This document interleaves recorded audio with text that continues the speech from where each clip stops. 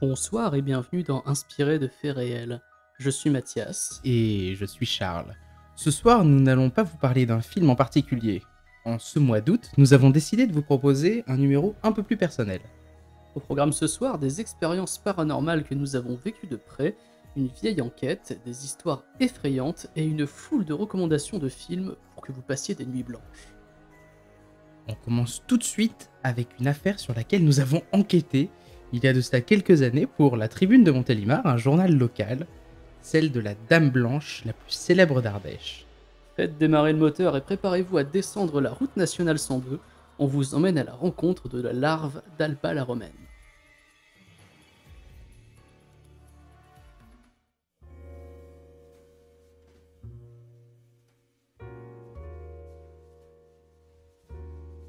Quand on travaille dans la presse écrite, et plus particulièrement dans un hebdomadaire de la presse locale, il y a au moins un numéro sur lequel on travaille des mois à l'avance, le numéro d'été. Il sort généralement au mois d'août, pendant que la plupart des journalistes est, comme tout le monde, en vacances. À l'intérieur de ce numéro, on trouve ce qu'on appelle des sujets froids, c'est-à-dire sans lien avec l'actualité chaude. Des sujets souvent plutôt intéressants, qui évoquent les grandes histoires et les curiosités de la région. Cet été-là, je n'avais pas envie de parler de nougat ou des meilleurs points d'eau pour se baigner dans les environs. J'avais envie de grandes histoires, comme celle de Papillon, cet ardéchois connu pour ses évasions du bagne dans les années 30 et 40. Alors que je bullais sur ma chaise de bureau en essayant de penser à un bon article qui plairait aussi bien aux locaux qu'aux touristes de passage, un souvenir tout frais me revint en mémoire. Quelques semaines plus tôt, nous avions fait un road trip à travers l'Ardèche pour le journal. Un soir, alors que nous dormions chez des amis du coin, nous avons entendu une histoire étonnante, celle de la larve d'Ardèche, une dame blanche vêtue de noir. Ce fantôme serait celui d'une jeune motarde qui apparaîtrait certaines nuits près d'Alba la Romaine, sur la nationale 102. En entendant ça, on s'était bien marré et on avait repris une bière. En ce début de mois de juin, je tapais donc Dame Blanche Alba la Romaine sur Google. À ma grande surprise, plusieurs liens concernant cette légende étaient disponibles, mais renvoyés vers des sites au sérieux plus que discutables. Néanmoins, l'une des versions, trouvée sur le bien nommé lesportailsdumystère.fr, correspondait exactement à celle que nous avions entendue de la bouche de nos amis. Le site retranscrivait le témoignage, sans doute faux, d'un certain Régis P., un Lyonnais qui aurait croisé la Dame Blanche. Voici son récit.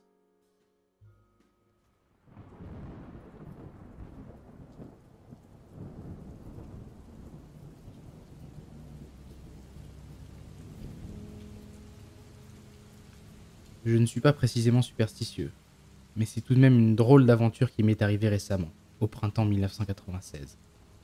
Propriétaire d'une bergerie que je restaure dans le sud de l'Ardèche, je m'y rends chaque week-end en voiture avec mon épouse, empruntant l'autoroute A6 depuis Lyon jusqu'à Montélimar. Un samedi soir, nous venions de quitter l'autoroute et de traverser le Rhône, lorsque, dans un virage, une autostoppeuse en combinaison en cuir, un casque de motard sous le bras, nous fait timidement signe de la main. Je m'arrête. Elle me demande où nous allons, je lui dis. Ça paraît lui convenir, alors je la fais monter à l'arrière. Apparemment, c'est une jeune fille très belle, au teint pâle presque blanc, pas très loquace, que je distingue fugitivement dans mon rétroviseur. Le soir tombe. J'allume mes phares. Je roule à mon allure, c'est-à-dire assez vite. À un moment donné, la passagère me demande: Pouvez-vous ralentir un peu, monsieur? Je ne me sens pas très bien. Je lève le pied, râlant au fond de moi-même car je n'aime pas rouler de nuit sur ces petites routes sinueuses aux bas-côtés mal balisés. 10 minutes plus tard, peu après Alba, elle remet ça. D'une voix plaintive, presque blanche. Monsieur, je vous en prie, roulez moins vite. Je rétrograde encore. Nous traversons Villeneuve à 30 à l'heure et j'accélère un peu à la sortie du bourg. Au bout d'un quart d'heure, voilà ma stoppeuse qui geint. Pour l'amour de Dieu, monsieur, voulez-vous modérer votre allure? Je me sens vraiment mal. Quelle enquiquineuse, me dis-je en ralentissant et en me contraignant à rouler à 40 à l'heure. Soudain, j'entends comme un soupir, je regarde dans mon rétroviseur et je ne vois plus l'autostoppeuse. J'arrête brusquement la voiture au bord de la route et je me retourne. La banquette arrière est vide.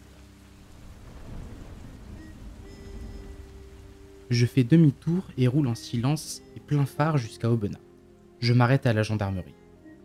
2 hommes écoutent sans trop d'étonnement mon étrange récit un peu décousu. Quand j'ai fini de décrire la fille, ils hochent de la tête en souriant. « Ha !»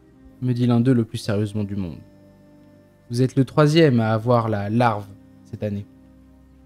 Depuis sa mort accidentelle en moto, il y a 3 ans sur cette même route, cette fille réapparaît chaque printemps à la lune rousse. » C'est ainsi que se termine le témoignage de ce mystérieux Régis P. Le site sur lequel on peut le lire assure qu'il suffit de téléphoner à la gendarmerie d'Aubenas, soi-disant bien informé sur ce phénomène à répétition, pour vérifier cette histoire. C'est ce que j'ai fait, un peu honteux, l'après-midi même.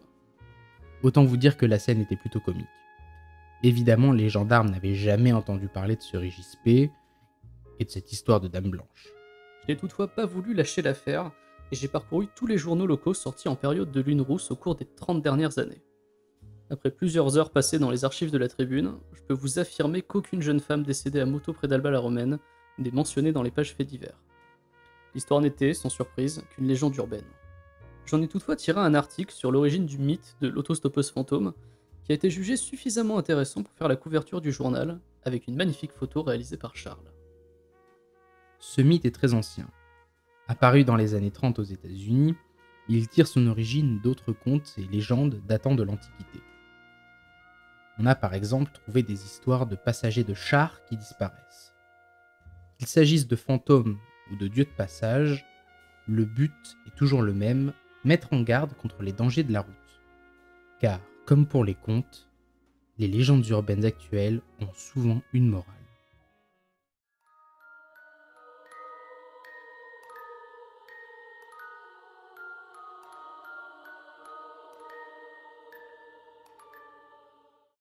Voilà, maintenant qu'on vous a raconté l'histoire de la Dame Blanche d'Alba-la-Romaine, qui se tenait vraiment à cœur de vous la raconter d'ailleurs, on va continuer sur notre lancée avec d'autres histoires étranges qui nous ont touchés de près ou d'un peu plus loin parfois.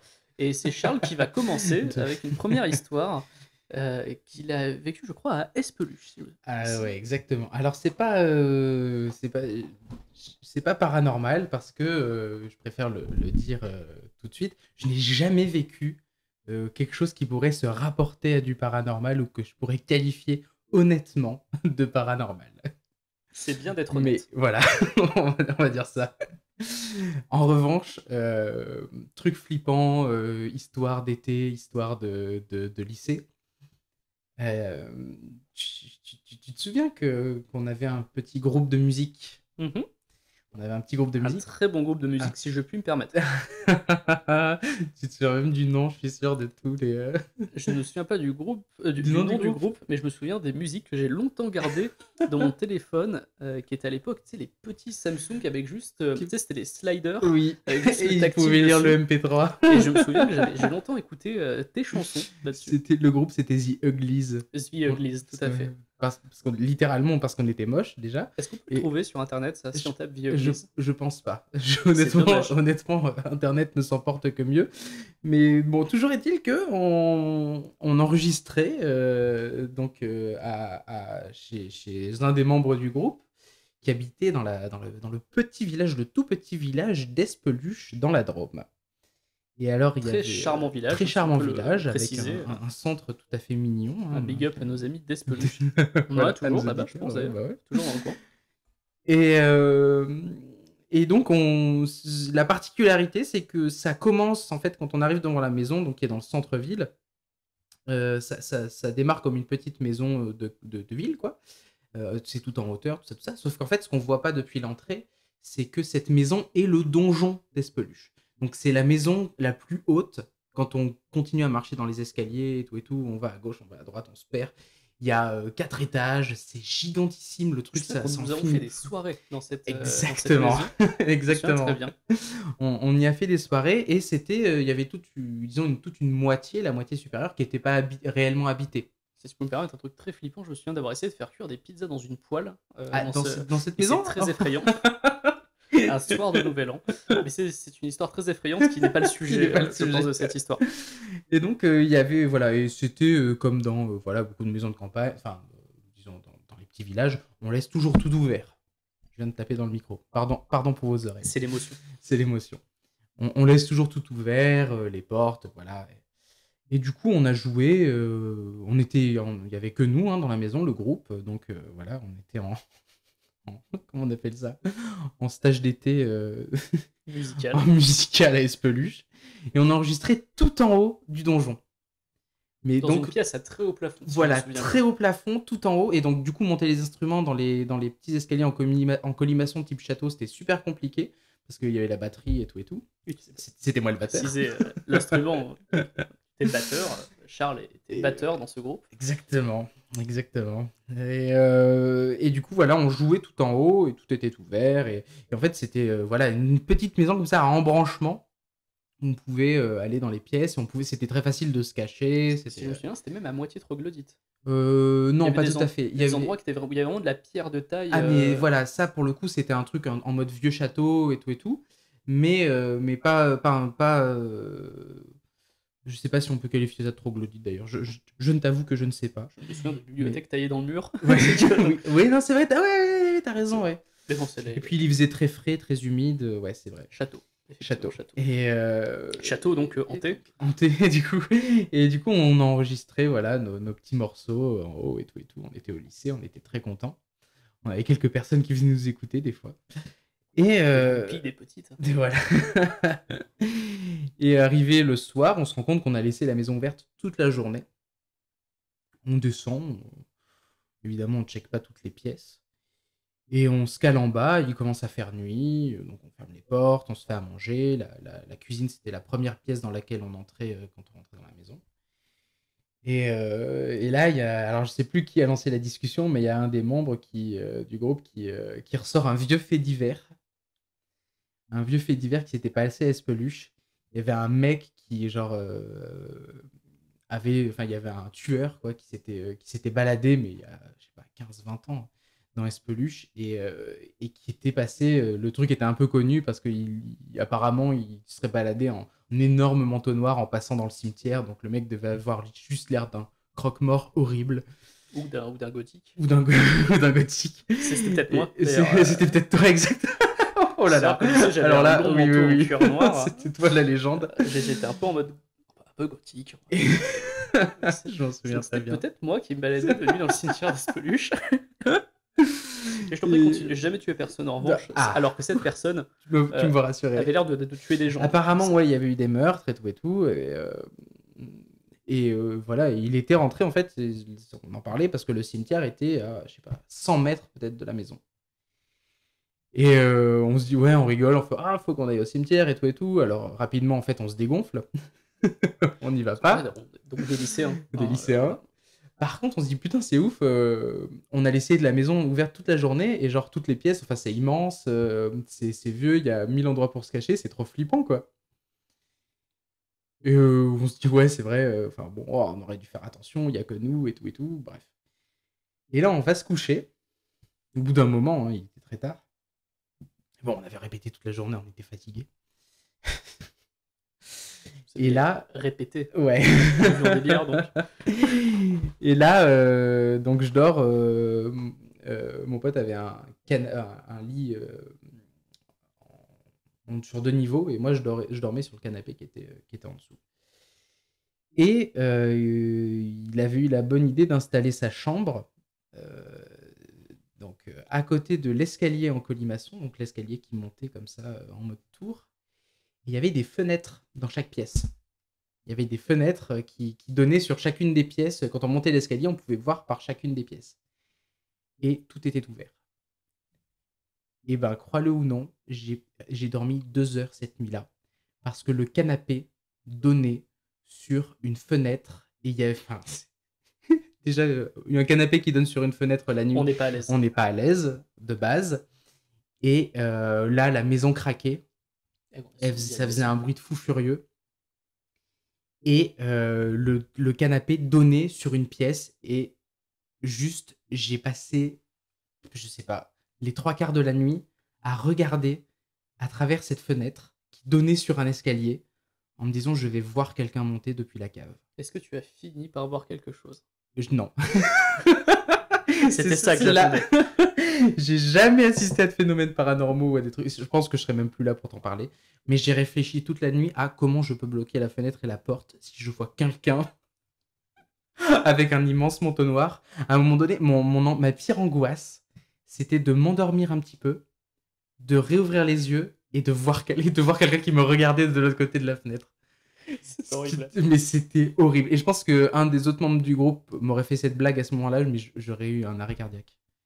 Je vais raconter une expérience, pour le coup, paranormale, mais que j'ai longtemps pensé paranormal, en fait. Ah, donc pas paranormal. Pas paranormal, mais Pas que j'ai longtemps paranormal. cru paranormal. C'est le détail qui Ok. compte. Simplement parce que quand j'ai vécu cette chose, j'étais enfant.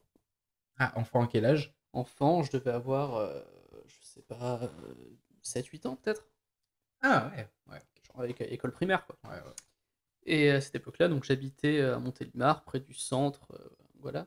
Hmm. Euh, La maison près du Roubion. Pas celle-là, une autre. Une Enfin, autre? bref, on va pas préciser où j'ai habité non plus à Montélimar, hein.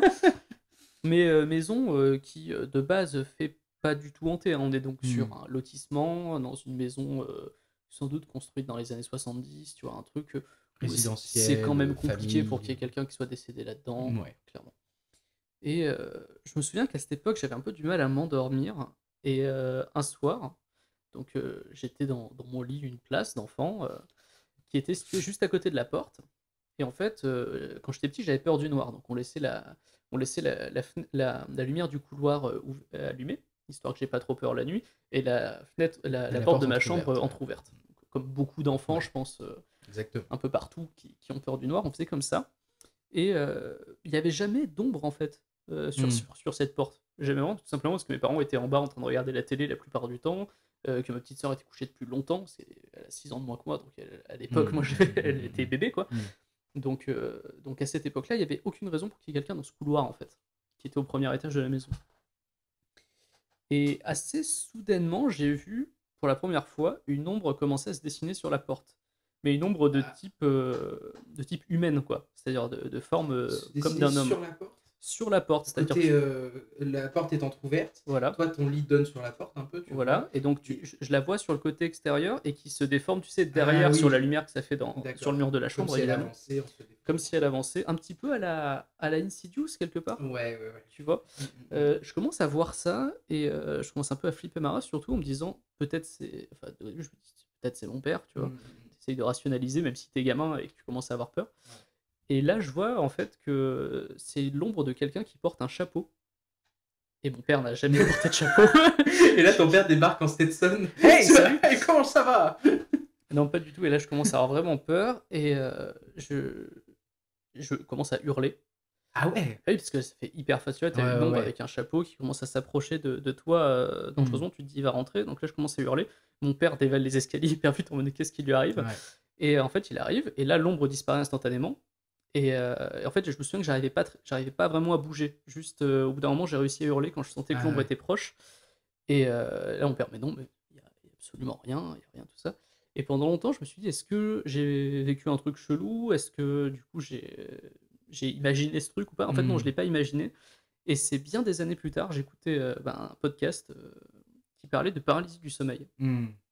Et en fait, ça rejoignait exactement ce qui m'était arrivé. C'est-à-dire que tu as la sensation de plus pouvoir très bien respirer, de pas pouvoir bouger du tout. En fait, t'es dans un état où ton corps est réveillé, mais toi, t'es toujours dans ton subconscient, quoi. Donc tu vois des choses. Tu peux imaginer des trucs comme dans un rêve. Ouais. Et j'ai appris qu'un des motifs les plus récurrents quand tu as de la paralysie du sommeil, c'est justement cette forme d'homme au chapeau. En fait, il y a eu des études qui ont été faites sur les gens qui ont eu des paralysies du sommeil. Donc des fois, ils voient des espèces de succubes ou comme des démons allongés sur ton ventre. Donc ça doit être hyper flippant. Wow. Ou cette figure qui est a priori très récurrente d'homme au chapeau. Qui vient. Et donc moi, ça peut se rapprocher aussi d'un autre truc qui fait qu'à cette époque-là, il y avait des bandes annonces qui passaient à la télé, que moi, je n'étais pas censé voir, mais que j'ai dû voir un soir, je pense, sur un des films Freddy. Et comme on le sait, Freddy a donc ce chapeau mou caractéristique et cette démarche un peu brinque-ballante qu'avait l'ombre sur le mur. Et donc je me dis que peut-être qu'à ce moment-là, j'ai dû faire un mini épisode de paralysie du sommeil. Ça m'est jamais arrivé depuis, uniquement quand j'étais petit. Et que j'ai dû mixer dans ma tête des images de Freddy et de ça en fait. Donc du coup, pendant longtemps, je me suis dit, est-ce que c'est un truc paranormal ou pas? Ouais. Et j'ai été très soulagé d'apprendre que non, par la T'as suite. t'as rationalisé ça finalement Ouais. a posteriori. Parce que tu sais, c'est le genre de truc dont tu ne parles pas parce que tu fais, bah, Ouais. du coup, les gens vont croire j'étais timbré, en fait, quand j'étais donc voilà. Et non, non, en fait, c'était sûrement juste un épisode comme ça, quand j'étais petit. Hmm. Alors c'est marrant parce que j'ai un mini truc comme ça aussi, mais je sais que c'est pas de la paralysie du sommeil parce que j'étais debout, donc ça ne pouvait pas en être. Mais quand j'étais petit, une maison à Montélimar aussi, une vieille maison, euh, j'ai eu porte entrouverte, j'avais un lit sur 2 niveaux et je dormais Un en lit haut. superposé, Un lit c'est le mot que superposé, j'arrivais pas à trouver tout à l'heure. exactement, voilà. Finalement, il y a beaucoup de trucs avec les lits superposés dans les. Dans les films. Ah Ouais, oui, tu ne sais jamais ce qu'il y a dessus ou en dessous, ouais, suivant où exactement. tu es, donc C'est angoissant comme objet. Et en fait, la porte était entrouverte et alors pas de chapeau, mais j'ai vu une ombre grandissante marcher dans le couloir, comme si elle arrivait un peu du salon et qu'elle se dirigeait. Et j'ai été intrigué par un bruit et je suis descendu.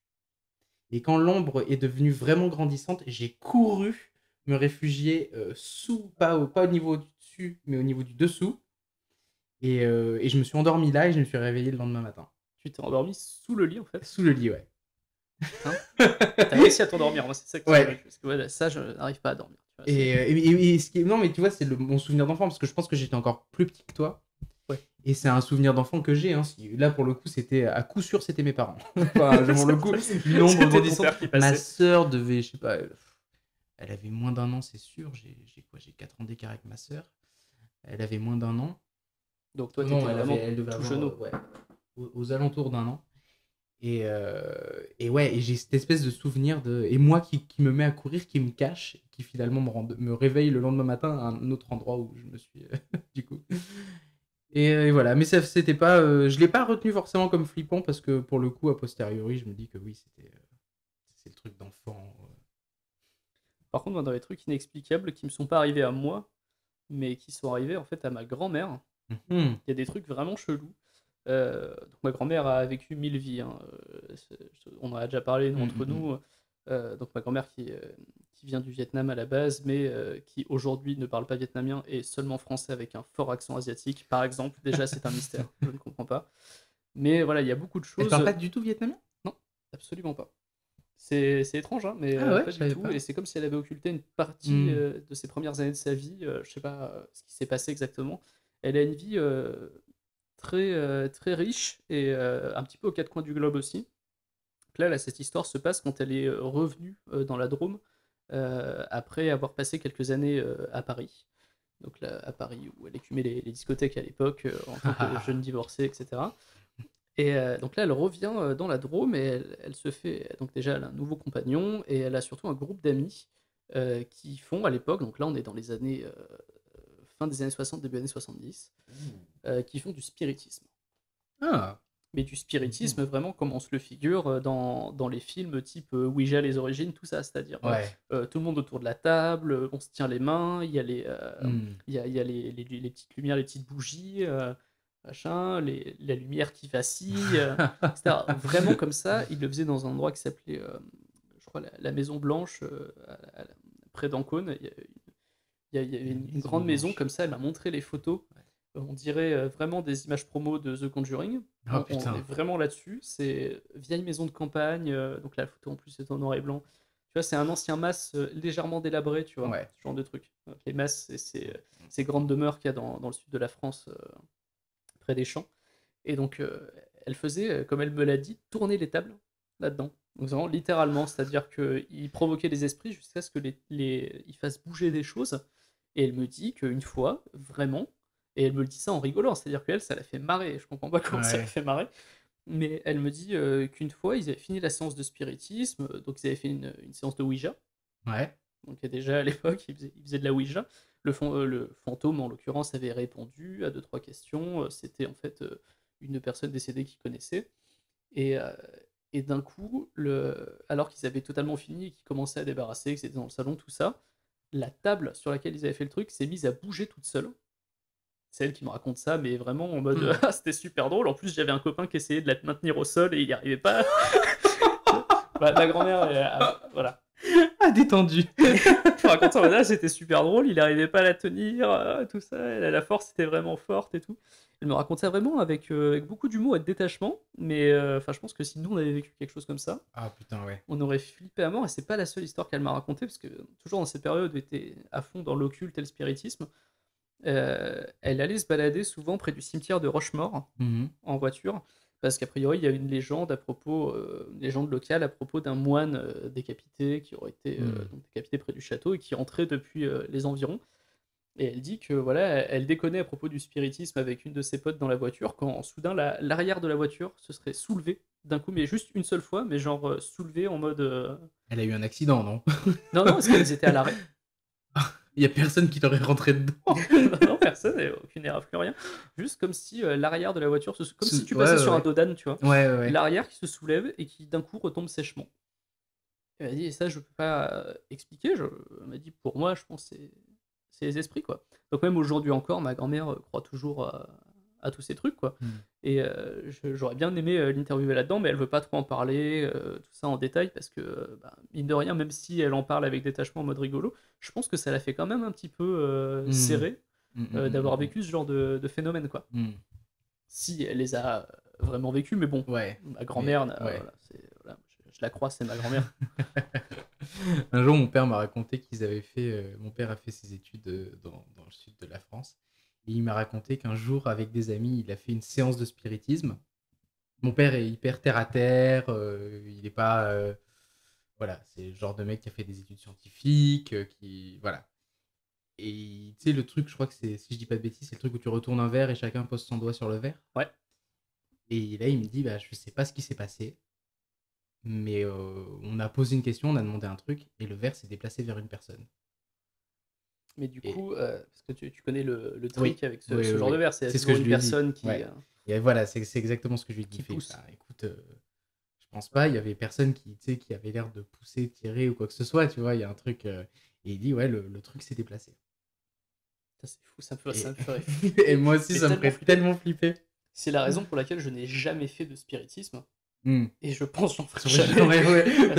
Ça me fait vraiment flipper ces C'est un conneries. truc qui. Oui, parce que ça, bah, ça nous fait flipper parce que nous, on y croit moyen, tu vois. C'est-à-dire que On- moi, j'y crois pas tant que je l'ai pas vu, mais j'ai pas spécialement envie de le voir. on- C'est vraiment Exactement, mais là-dessus. c'est-à-dire que si Donc à je un moment provoque donné on pas. le voit, ça remettrait aussi en cause beaucoup de choses pour des gens qui sont relativement, voilà, tu vois, qui sont pas forcément croyants dans ce genre de truc.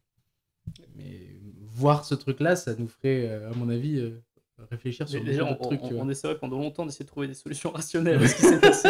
Maintenant, c'est pas possible. Le verre glisse tout seul. Tu enduis la table d'huile d'olive. Il y avait un aimant en dessous de la table. Putain, ouais, Et grave. qui bouge. Bah, je crois que c'est ça dans Ouija les origines. Elle a tout un système dans sa table où en fait, au début, la dame ne parle pas vraiment avec les esprits et Ouais, ouais, elle ouais. fait croire aux gens. Et Ouais. donc tu vois tous les systèmes qu'ils avaient à l'époque, genre des trucs cachés dans les accoudoirs du siège pour faire trembler, Hmm. des souffleries pour éteindre les bougies d'un coup, Hmm. ce genre de trucs. C'est assez rigolo. D'ailleurs, Ouija les origines est pas mal. C'est un film de Mike Flanagan Hmm. que je conseille plutôt. Étonnamment. Contrairement à l'autre, Oui, alors Ouija faut pas se est nul, tromper, ouais. et ne confondez surtout pas avec les films The Ouija Experiment qui Mm. sont sortis sur Netflix, je crois, et qui sont dispo un peu partout. Ça n'a rien à voir, c'est pas du tout la même saga, Mm. et Ouija Experiment c'est vraiment très très nul. Donc vraiment, n'y allez pas. Ouija, le film est pas ouf, Mm. et alors que j'en attendais rien du tout. Mm. Ouija les origines, Il c'est est un un peu film plus plutôt sympa, pas mal. ouais. Mais c'est un réalisateur à suivre, Mike Flanagan, je pense. Ouais, C'est on un- en a déjà parlé. Il avait déjà fait ensemble. Hush, Ouais. qui est un très bon film sur une personne sourde qui se fait attaquer dans sa maison par un Mm. monsieur et qui donc ne peut pas appeler à l'aide puisque bah, elle est sourd-muette, donc ouais. c'est compliqué. Surtout quand on lui désactive l'électricité, ce qui Ah, fait qu'elle ne merde. peut pas téléphoner avec son téléphone spécial pour Oh. sourd-muet.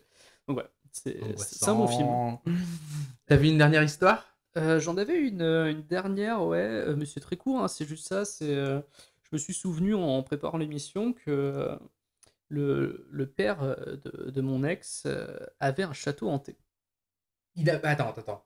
Il possédait un château. Il possédait un château. Quand il avait acheté sur la petite annonce immobilière, il n'y avait pas écrit Vend château hanté.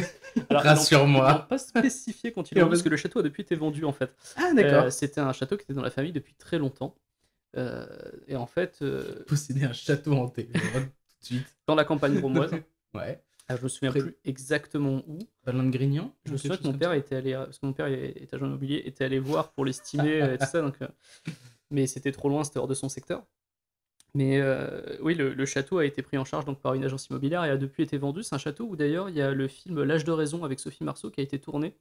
Il y a Je eu crois que des je l'ai scènes vu. de ce film qui ont été tournées là-bas. Euh, Mauvais film.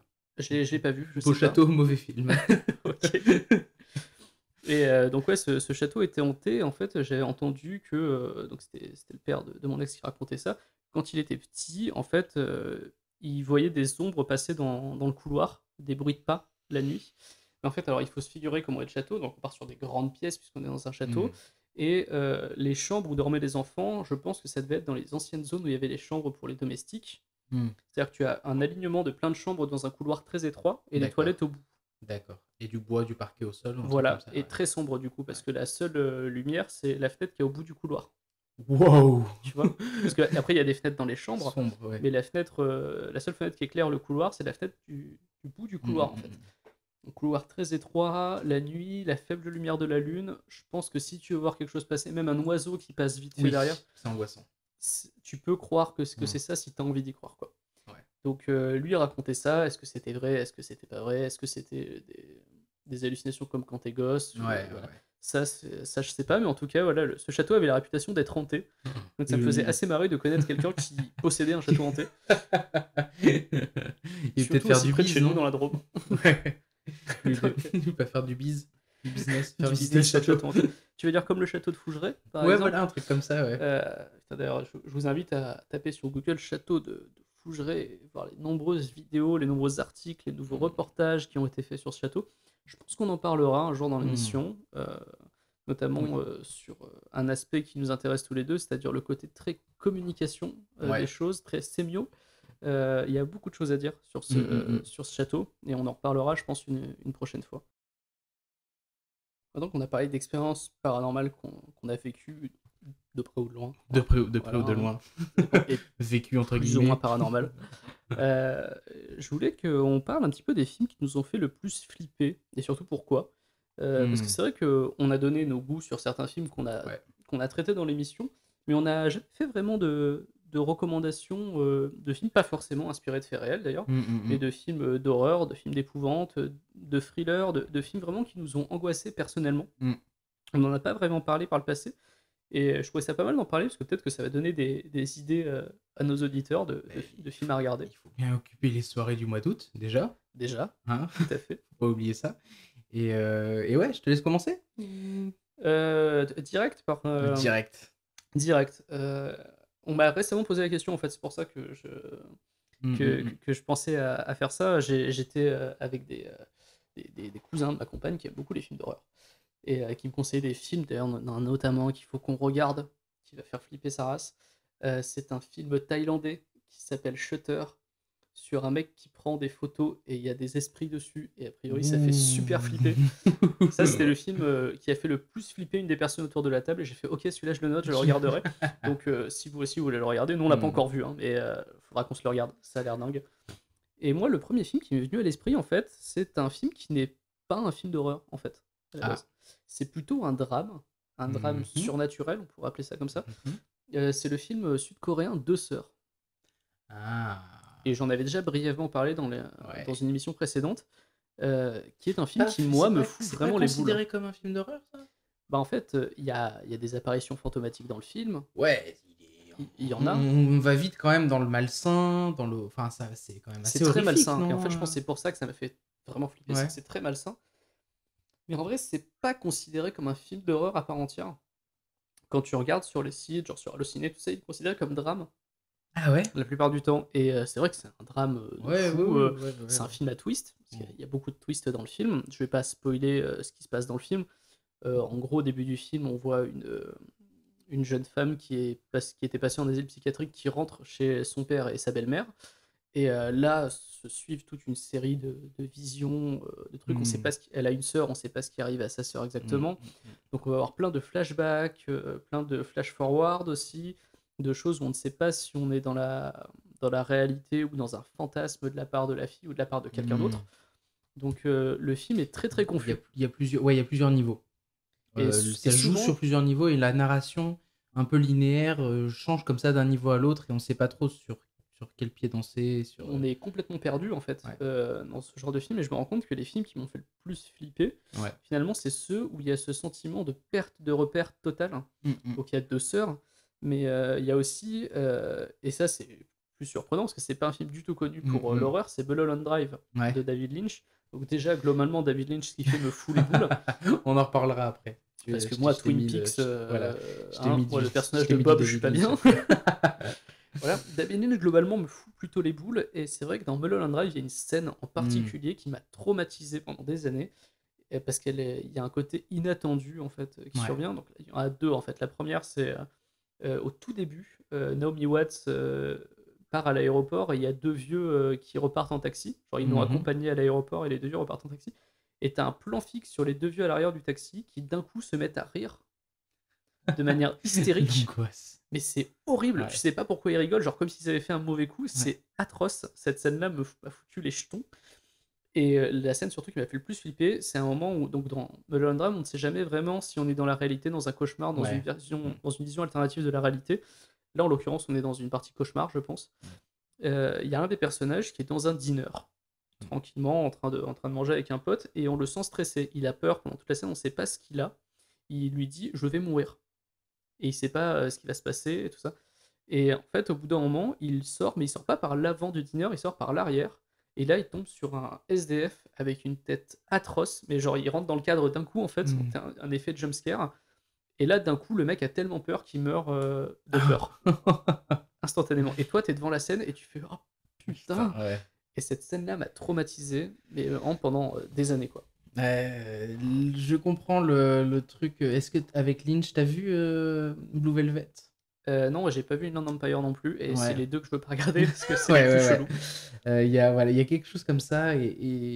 Alors, pour ceux qui auraient aimé la fin de la saison 2 de Twin Peaks, du coup, je fais le petit jump à la rubrique suivante maintenant. La saison 3 de Twin Peaks est peut-être en ce moment ce qui se fait de mieux en termes de série d'horreur à la télé. Il y avait American Horror Story dont je voulais parler là, où c'est extrêmement inégal parce que voilà, Ça dépend vraiment des saisons, ouais, et les même au sein des saisons. saisons, ça dépend vraiment des épisodes. Ouais, ouais, mais tu sais, il y a des saisons qui sont très bonnes. La saison 2 dans l'hôpital psychiatrique, la La première première est avec la géniale. maison hantée. Enfin voilà, il y a un thème à chaque fois classique du film d'horreur qui est traité.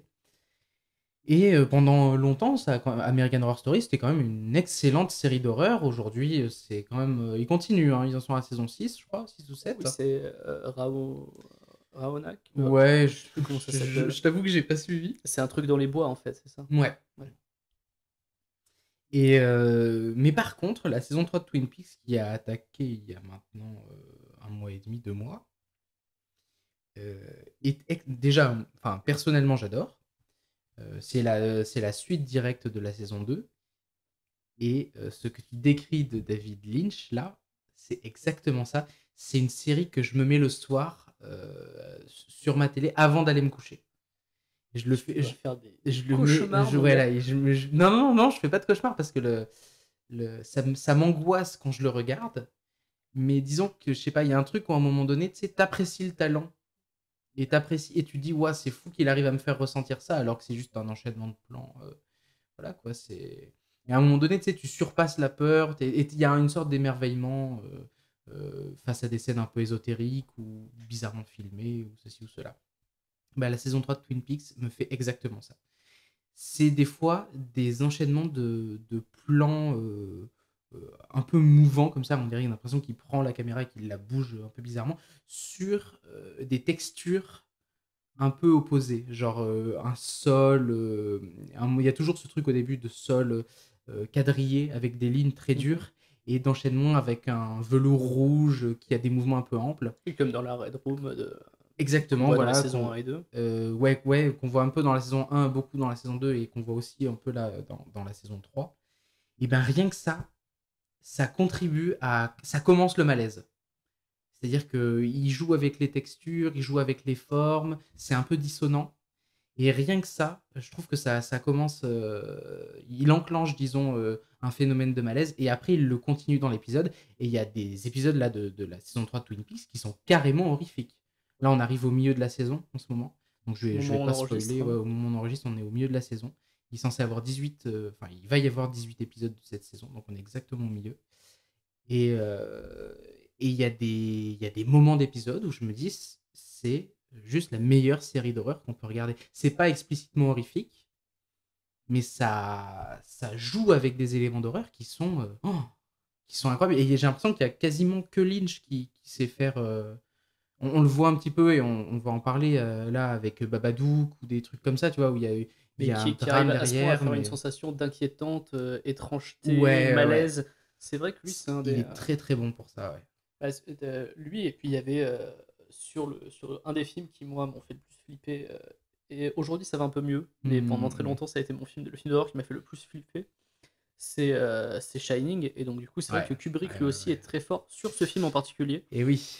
pour créer une atmosphère de malaise et de perte de Ouais, repère ouais. totale qui fait flipper sa race. Alors je vais pas dire, enfin évidemment les scènes qui ont fait le plus flipper, c'est les scènes qui ont fait le plus flipper tout le monde. Mmh.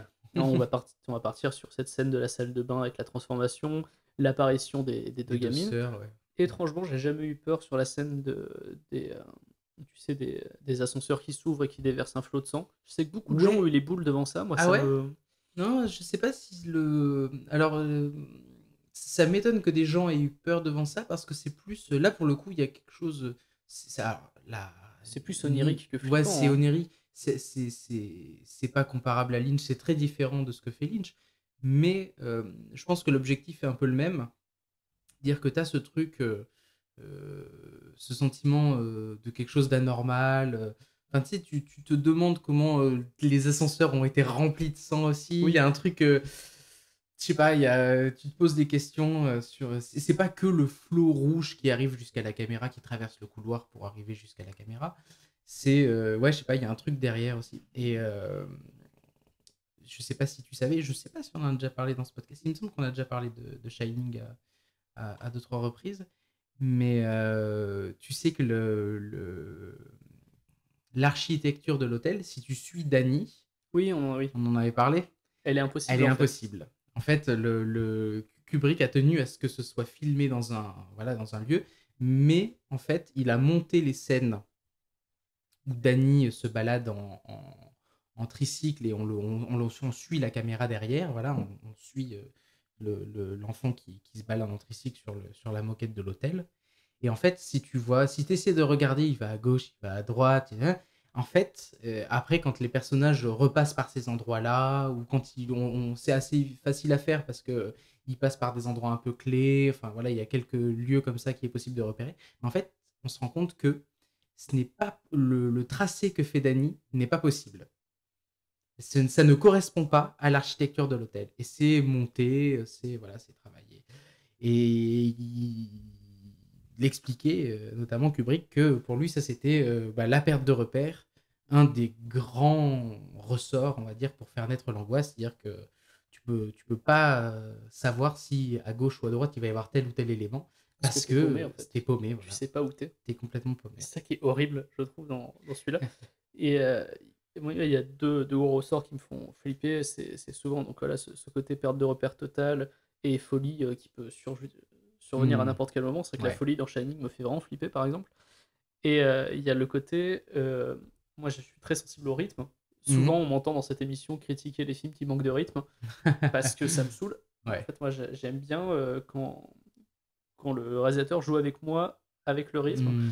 Et c'est pour ça que j'adore le cinéma de James Wan et que dans mes films d'horreur préférés et qui m'ont fait le plus flipper, il y a Il y a James Conjuring 2 Wan, ouais, bah ouais. qui pour moi est un des sommets dans la carrière de James Ouais. Wan.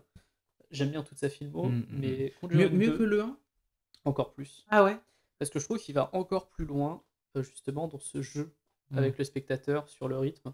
Il y a des scènes dans Conjuring 2, je pense notamment à une scène où tu as l'enfant qui est dans sa chambre, Ouais. la caméra te montre le couloir, au bout du couloir il y a un tipi, Mhm. et depuis Oui, ce tipi, en fait, il y a un exact. petit camion en Qui jouet sort. qui arrête pas de sortir du tipi Ouais. en pleine nuit. Et à chaque fois, tu dis: «Ah, il s'approche du lit» et c'est à ce moment-là qu'il va y avoir le truc et non. Ouais. Et ah, c'est re une autre fois et non. Et une troisième fois et en fait, tu tellement sur les nerfs déjà en te disant: Ouais. «Ça va arriver», qu'au moment où ça arrive, tu Ouais, exploses littéralement. ouais. Et je trouve que dans Conjuring 2, il y a plusieurs scènes comme ça, notamment grâce au personnage du Crookman, Mmh. qui fonctionne mais à la perfection. Pour moi, c'est un des sommets, dans ce qu'il a fait, jusqu'à maintenant. Et la scène du tableau. Et la scène du tableau est Et incroyable. et ouais. La scène du tableau, c'est un bijou de mise en scène. C'est fou parce que dans un film d'horreur, il faut être un peu, en contexte pour avoir peur. Si on voit une scène de film d'horreur, c'est pas flippant. Il faut voir la mise en contexte, être un minimum attaché au personnage. Je trouve que ça, c'est très important. C'est des choses des fois qui sont un peu oubliées dans les films, Oui, c'est vrai. contemporains. C'est que plus on est attaché au personnage, plus on est en empathie avec le personnage, plus on va avoir peur nous. Et nous mettre en empathie, avec un personnage dans un film d'horreur, finalement, c'est assez rare. Et il faut qu'on ait peur pour la mort de ce personnage pour que ça marche. Et ce qui est fort avec la scène du tableau, c'est que je pense vous pouvez la trouver sur YouTube très facilement, cutée, C'est un indépendante. court-métrage en soi. Exactement, c'est un Mais court-métrage en comme pour la soi. scène Ça fonctionne tout du camion, seul. hein, ça Ouais, pourrait être un ouais, ouais. court-métrage, en soi, hein. Et enfin, sans spoiler ou quoi que ce soit, mais il y a une nonne qui est dans un tableau et qui regarde. Est-ce qu'elle bouge? Est-ce qu'elle bouge Est-ce pas? qu'elle Ou bouge? qu'est-ce qui se passe? On sait pas. C'est C'est tout horrible. bête, hein, comme mécanisme, je veux dire, c'est tout bête, mais ça fonctionne Mais vraiment très très c'est bien. tellement bien maîtrisé. Et tu parlais justement de ce côté où, on oublie souvent d'avoir de l'empathie pour les personnages. Mm. Heu, Bah, c'est pas que nous on oublie, c'est que non, mais les réalisateurs, voilà, de films, la manière dont c'est accentuent pas écrit, des là-dessus. fois, c'est pour ça qu'on n'a pas peur devant les slashers en fait. Oui, Les c'est vrai. slashers, il y a quelque chose de fun parce que les personnages sont débiles. On a des fois, en fait, ce qui est fun dans ces films-là, c'est la mise à mort, c'est la manière dont ils vont mourir. Et on peut regarder du slasher et À ce voilà. propos, il y a un film qu'il faudra qu'on regarde, Ah. qui va sortir, bah, je crois, pour la période d'Halloween, aux Mhm. États-Unis. J'ai oublié le nom, mais tu le retrouves facilement. Je l'ai vu sur, le blog horreur de Jack Parker, qui est Ouais. un super, donc le blog horreur, super blog sur l'actu des films d'horreur.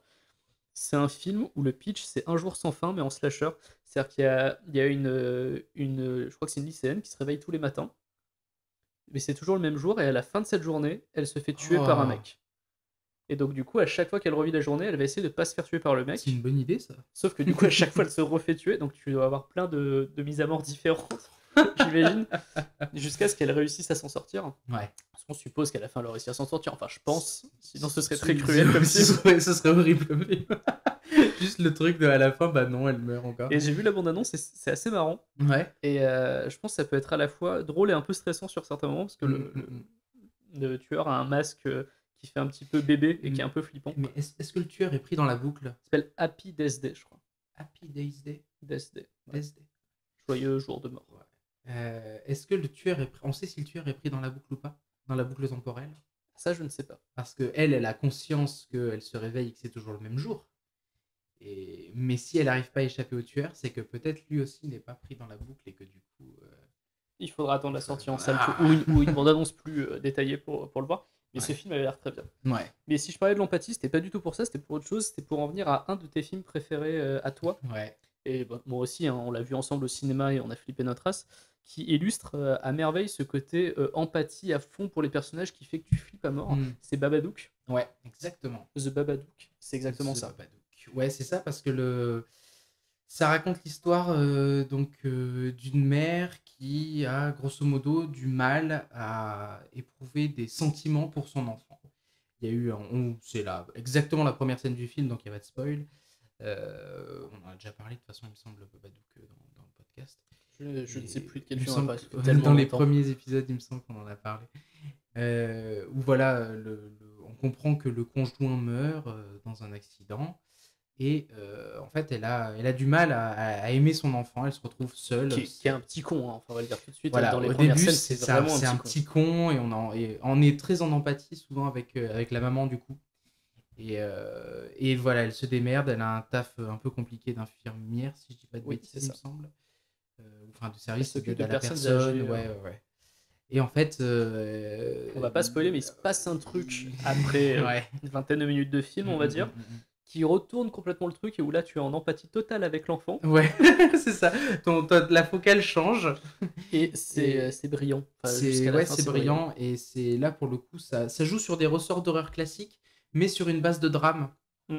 Et tout, en fait, ça qu'il faut bien, je pense, garder à l'esprit. C'est que c'est pas parce que c'est un bon drame que c'est pas un film d'horreur. Souvent, les gens ont tendance à enlever l'étiquette film d'horreur à partir du moment où la case drame est un peu poussée, où c'est un thriller, ou voilà. C'est avant tout, je pense, un excellent film d'horreur, Babadook. Et, mais oui, et en fait, je l'ai vu 2 fois, du coup. Les 2 fois, c'était avec toi. Mhm. Puisque la première fois, c'était Au cinéma. au cinéma. On était en C'était train de décéder sur notre chaise. exactement. À partir de la, je crois, troisième, quatrième minute de film, j'ai été angoissé jusqu'à la fin, jusqu'au générique. Je me souviens que je serrais très très fort la coudoir de mon siège. Non, c'était maman. Ah, mais ça m'arrive rarement au cinéma d'agripper les choses autour de moi. Là, j'étais vraiment pas bien. Mais Et pas bien du tout. il s'est passé un truc assez fort, c'est que, alors déjà, j'étais vraiment en situation d'angoisse pendant tout le film. Mais quand on l'a revu, du coup, ensemble, c'était donc sur une grande télé, mais c'était en contexte voilà, quoi, d'appartement, dans un salon classique. Et alors là, mon sentiment n'a pas du tout été le même. Moi, j'ai pas eu peur du tout. Et voilà, c'est ça. Il s'est passé un truc assez fou. C'est que on n'a pas eu peur. J'ai fait un perso non plus. J'ai pas eu de sensation d'angoisse comme la première fois que j'ai vu le film. Par contre, je l'ai trouvé extrêmement triste. Oui.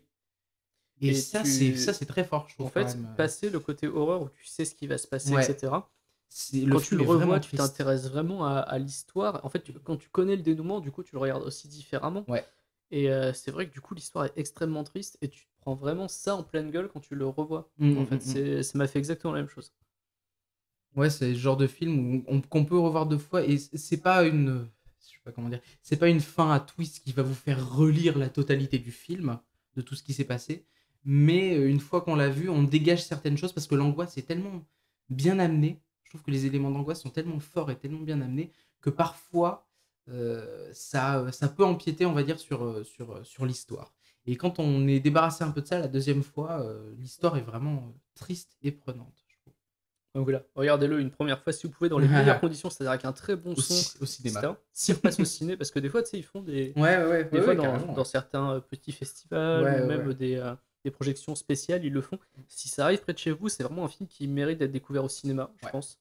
Complètement. Ne serait-ce que pour le côté grandiose déjà la photo est dingue. Il y a un énorme hommage qui est fait au film, au film de l'expressionnisme allemand. Ouais. C'est assez fou et c'est vraiment le film est beau en fait. La première scène déjà est un peu déréalisée pour atténuer l'effet d'accident au début qu'on a dans la toute première scène.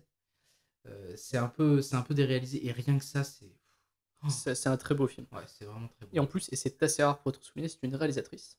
C'est vrai, australienne. Et je crois que c'était même son premier long métrage. Ouais, c'était son premier long métrage. C'est incroyable ça. Excellent premier long métrage. Maîtriser à ce point-là tous les codes.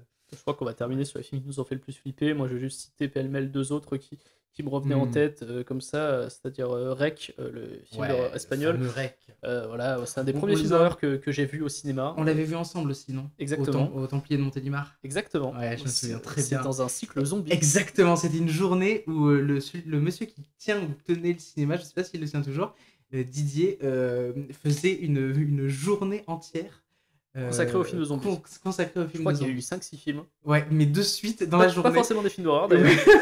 Il y avait Fido, c'est là qu'on a vu Shaun of the Dead. Il y avait vraiment beaucoup de films sympas là-dessus. Et notamment Rec qui m'avait la claque la première fois que j'ai vu au ciné. Et ce qui est bien avec Rec, je trouve, c'est que même quand tu le regardes sur une télé aujourd'hui, t'as toujours des moments de stress. Il y a toujours des moments de stress. Après, je trouve que ça... C'est un peu vieilli. Ça a vieilli, pas forcément dans sa réalisation, mais un peu dans ses mécanismes de jumpscare. Maintenant, auquel on est habitué en fait. Ouais, voilà, ouais. Là, c'est vrai qu'on était tout jeunes. Et The Grudge aussi, pareil, quand j'étais tout jeune, me faisait flipper à mort. Et d'ailleurs, il faudrait que je le revoie parce que je me demande si aujourd'hui je flipperais en le regardant The Grudge. Je l'ai toujours pas revu depuis. T'as pas revu The Grudge? Et je l'ai acheté. J'ai le Blu-ray, donc je pense qu'il faudra qu'on se le mate à l'occasion. Et ouais, pour terminer aussi, on parlait d'American Horror Story, c'est très inégal. Les 2 premières saisons ont un potentiel flippant assez fort, mine de rien, je trouve. Que ce soit la maison hantée dans le premier ou l'hôpital psychiatrique, même s'il y a des trucs des fois un petit peu abusés dans la deuxième saison. American Horror Story, pour résumer, ça peut partir très vite en couille. Mais dans les suggestions, voilà. Mais les 2 premières saisons, en tout cas. La troisième, je sais plus ce que c'est. La troisième, c'était Coven, c'était sur les sorcières. C'était la troisième, ça? Je crois Donc que c'est la quatrième, c'était le cirque. la quatrième, c'était le cirque. Le cirque était pas La mal. cinquième, c'était l'hôtel, dont moi je me suis lassé au bout de 3 Oh, épisodes. on avait regardé la moitié, un petit peu, presque la moitié de la saison, il me Ouais, semble. et j'ai pas très bien accroché sur C'était cette avec Lady saison. Gaga, je me Exactement, souviens. avec Lady Gaga qui joue une Avec vampire. ouais, des plans très beaux, mais très Mais ça décousus au racontait niveau, pas grand-chose, voilà, hein. très C'était, décousu au niveau de la narration et du propos, c'était très compliqué. Alors ouais. que la saison 3, par exemple, avec les sorcières, ne faisait pas vraiment peur. Ça faisait pas peur du tout. Ça faisait pas peur, mais je trouve que la narration, Ouais. c'était intéressant. Moi, je suis vraiment comme une série normale, Ah ouais. parce que je trouvais les personnages attachants. C'est à partir Notamment de... Kathy Bates, Ouais. qui jouait dedans une vieille esclavagiste qui Ouais, je me souviens. écorchait des esclaves pour se maquiller avec leur sang. Ah oui, c'est vrai qu'il y Qui avait était un 3 scènes personnage encore, paradoxalement très comique dans cette saison-là. Mm. J'avais beaucoup aimé pour suivre les personnages en fait. Ouais. Mais je flippais pas du tout. Ouais. Le truc qui faisait le plus peur, c'était le générique et encore. Ah, les génériques d'American Les Horror génériques Story sont d'American toujours très bons. Celui de la saison 1, des fois je me le refais. Juste comme Il ça, fonctionne tout toujours. seul. Non mais il fonctionne. Et celui de la 2 est horrible. Tu sais, avec dans le générique de la saison 2, à un moment, c'est horrible. Je déteste ce genre de truc. T'as le formol. Non, Le t'as une statue de la Vierge qui Mhm. fait un sourire bizarre à un moment. Oh oui, je m'en souviens. Et Oh là là. Et je déteste ce genre de scène. Ouais. Ça m'avait fait pareil quand j'avais vu Insidious pour la première fois. Ouais. Et qu'il y a une scène où il y a une meuf qui tire sur sa famille. Tous les gens sont morts. Et d'un coup, il y a un schling. Et d'un coup, elle tu vois tout le sourit. monde qui sourit. Ouais. C'est horrible. Ce genre de scène, Ouais. c'est affreux. Ah oui, c'est vrai que dans Insidious, c'est... Insidious, c'est ouais, horrible pour ouais. certaines scènes comme ça. Je Je crois que quelqu'un a une question pour nous. C'est un auditeur, nous allons entendre. Quel est ton film d'horreur préféré? Oui, donc voilà. Et ben c'est quoi, toi, Charles, ton Mon film film d'horreur préféré. préféré? Alors mon film d'horreur préféré, je vais y aller avec un truc très classique, mais après je pourrais expliquer. C'est pas juste mon film d'horreur préféré, il est sans souci, ouais, je pense sans souci dans mon top 5 de mes films préférés tout court. Et c'est un film d'horreur, c'est le premier Alien. Comme je l'attendais. celui-là. Classique, hein, classique. C'est, je pense, un des tout meilleurs films de SF qu'on ait jamais réalisé en général. Il est avant-gardiste sur une quantité de points. La maquette de l'Alien, en fait, voilà. C'est un film, c'est la fin des années 70, si je ne dis pas de bêtises, c'est 78 ou 79. Tu m'en demandes trop. Non, je crois que c'est ça. Et tout était fait en... Bah, c'était l'époque des animatronics et des maquettes. Et l'alien, du coup, il n'y a pas d'effets spéciaux ou quoi que ce soit. Et l'alien a une texture, une apparence que je trouve encore aujourd'hui dégueulasse. C'est pas tant... c'est marrant parce que je le choisis, je le mets dans mon film d'horreur préféré. C'est pas un film qui m'a fait particulièrement flipper, mais il me fascine. Et je pense qu'il me fascinera toujours parce qu'il est très bien réalisé, les musiques sont superbes. Hélène Ripley, qui est jouée par Sigourney Weaver, est juste... c'est un personnage incroyable. Et on se rend compte aujourd'hui, à l'époque, je pense que ça prêtait moins à débat, mais on se rend compte aujourd'hui à quel point mettre une actrice forte, un personnage fort, actrice dans un personnage fort, qui aurait normalement été attribué à un rôle masculin, quoi que ce soit. On voit qu'aujourd'hui, on encourage, il y a un discours autour de ça. À l'époque, je pense pas qu'il y en avait de cette manière-là. Et pourtant, quand on le voit, c'est ce que je trouve tu sais pourquoi. Oui, voilà, tu m'en avais parlé, c'est ça qui est cool c'est ça avec qui est Alien. incroyable. C'est que c'était un rôle C'était d'homme à la base. un rôle d'homme, le rôle de Sigourney Weaver, et ils ont pas Un rôle réécrit d'homme. un rôle d'homme. C'est- Oui, non, mais c'est ça qui est incroyable. C'est ça qui est drôle. Parce qu'ils ont pas réécrit le rôle, ils ont juste mis Sigourney Weaver à la place. Et c'est ce que devraient faire énormément de réalisateurs, je trouve. Exactement, et c'est parfait. Parce Je que trouve ça complètement con de se dire, ok, on va faire un personnage de femme forte, du coup on va Oui, écrire un personnage de de femme femme. forte, Ça voilà, veut dire quoi exactement. un personnage de femme, tu vois? Tu peux faire Et- juste un personnage fort, masculin ou féminin, on s'en fout, Peu et tu importe. choisis au dernier moment Voilà, c'est ça. au meilleur, tu Mm, vois, mm, que ce mm. soit une femme ou un homme, on s'en fout. Je trouve ça très bien ce qu'ils ont fait avec Doctor Who récemment. Ouais. Ils ont enfin décidé de mettre une femme en docteur. Putain, c'est pas trop tôt, quoi. Ouais, En plus, j'adore l'actrice, Ouais. qui a joué notamment donc dans Broadchurch. Elle avait joué dans un épisode de Black Mirror que j'adore aussi. Celui, tu sais, avec où tu as des lentilles qui te permettent de Ouais, revoir le. je me C'est pas des souviens, ouais. lentilles d'ailleurs, c'est carrément un implant, je crois. Qui permettent de voir des souvenirs. De ou voir des ouais, souvenirs. ouais. Épisode horrible et magnifique. Ouais, c'est un des meilleurs. J'adore cette actrice et du coup je suis très content qu'elle ait ce rôle qui est un rôle d'homme. Je sais pas si on peut dire ça comme ça, le docteur, c'est voilà. Il a toujours été un homme, disons. Ouais. Et ça m'a fait ça m'a fait halluciner des fans à la con qui disaient oui mais ça a jamais été une femme donc ça peut pas être une femme. Mm. C'est surtout curieux que ça ait jamais été une femme dans le sens où sa régénération elle est censée être Aléatoire. Ouais, c'est quand même bizarre. Il a quand même jamais été noir. Bizarrement, ouais. Genre, en Jamais 13 été, ouais. tu vois. Ça a toujours été un homme jamais blanc. été une femme, ouais. c'est toujours un homme blanc, c'est bizarre quand même. Donc Et ouais. Mais ouais, donc. souvent vieux aussi. Ouais, souvent un peu C'est vieux. quand tu regardes l'ancienne version. Et donc, du coup, ouais, Alien qui, à mon humble avis, en fait, c'est un peu le pendant horreur pour moi des Infiltrés. Parce que les Infiltrés, pas dans le sens construction narrative ou quoi que ce soit, mais les Infiltrés, à chaque fois que je le regarde, je remarque des détails supplémentaires. Et je l'ai peut-être vu, c'est un film que j'ai peut-être vu 10 fois. Et non seulement ça, mais en plus, je ne lui trouve pas particulièrement de défaut. Et c'est comme, je sais pas, quand ça m'avait fait le même sentiment, il y a aussi, je pourrais citer celui-là, on avait eu la chance de voir au Grand Rex le remaster de Massacre à la tronçonneuse. Ça change tout. Mais surtout, je pense que, comme beaucoup d'adolescents à l'époque, j'avais vu un vieux DVD RIP sur mon ordinateur, et ça gâche le film. Voir en fait un DVD RIP de Massacre à la tronçonneuse sur un petit écran, ça gâche le film. Je crois qu'il est ressorti en Blu-ray. Ouais, il est ressorti dans sa version restaurée.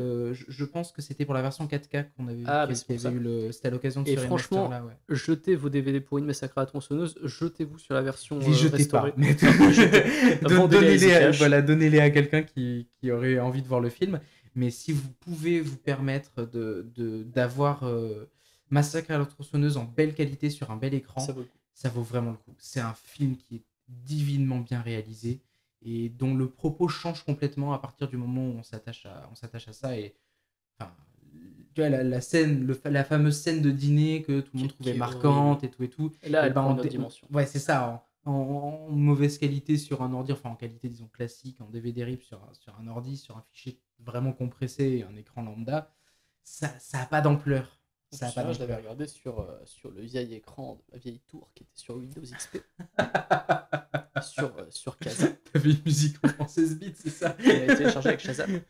C'est pas vrai? À l'époque. Donc ouais, non, on part sur des vieux trucs. Hein. Ouais, c'est pour ça. Donc là, c'est vrai qu'en 4K, ça n'a rien à voir. Et ouais, il est rentré dans mon top de films d'horreur préférés, Massacre à la tronçonneuse, après avoir vu cette version-là, vraiment. Ouais, je crois que c'est un peu pareil pour moi finalement. Et puis en plus, c'était une masterclass avec le réalisateur. Oui, il y avait ça aussi. Genre, c'était une soirée sympa. C'était une soirée sympa, ouais. Bon, du coup, toi, je vais pas m'étendre non plus trop longtemps. Je te laisse. Je sais, et je trouve ton choix à la fois audacieux et génial. Oh, les deux. C'est incroyable. Non, mais ça va peut-être paraître audacieux, mais en fait, ça correspond à ma consommation personnelle des films d'horreur. Ouais, mais ouais, ok. Moi, mon style d'horreur préféré, c'est le slasher. Ouais. Par rapport à l'inventivité des mises à mort, par rapport à cette ambiance à la con puis que j'aime en bien, scène, une ambiance cool. Moi, je trouve ça sympa.